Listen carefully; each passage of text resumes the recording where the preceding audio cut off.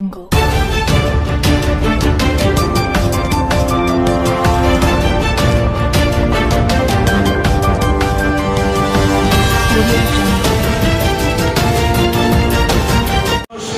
ওনার মতো যারা হয়তো শহরে বা আমার মতো আছেন, আমরা কিন্তু গ্রামের খাবার খাওয়া শুরু করছি।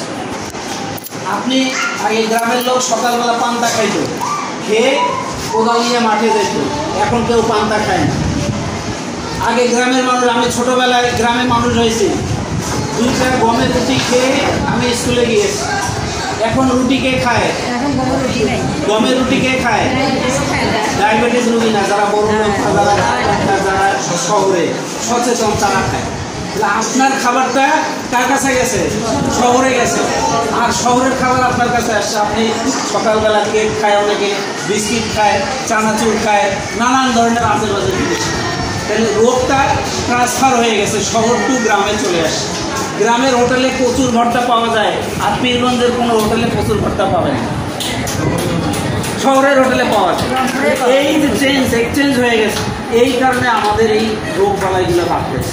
আপনারা মা বোনেরা যে কোনো সবজি আধা ঘন্টা একটু ভিজিয়ে রাখবেন। এতে আধা ঘন্টা ভিজিয়ে রাখলে হবে কি, যে আমরা অনেক সময় ফরমালিন, এই ফরমালিনটা হচ্ছে ফর্মালডিহাইড। আমরা এই বিষয়ে যারা পড়াশোনা করছি, যে কোনো ফরমালিন খারাপ না, আমাদের অনেকেরই ধারণা আছে, কিছু হইলেই বলে যে এইটাতে ফরমালিন। অনেক শিক্ষিত লোকও বলে, এইটা সম্পূর্ণ ভুল ধারণা। ফরমালিন কোনো ক্ষতিকর জিনিস না, লেভেল আছে। আপনি যদি একটা ঘুমের ছবি ভালো হবে, সে 5 টাকা যাও, সবাই আছে তো?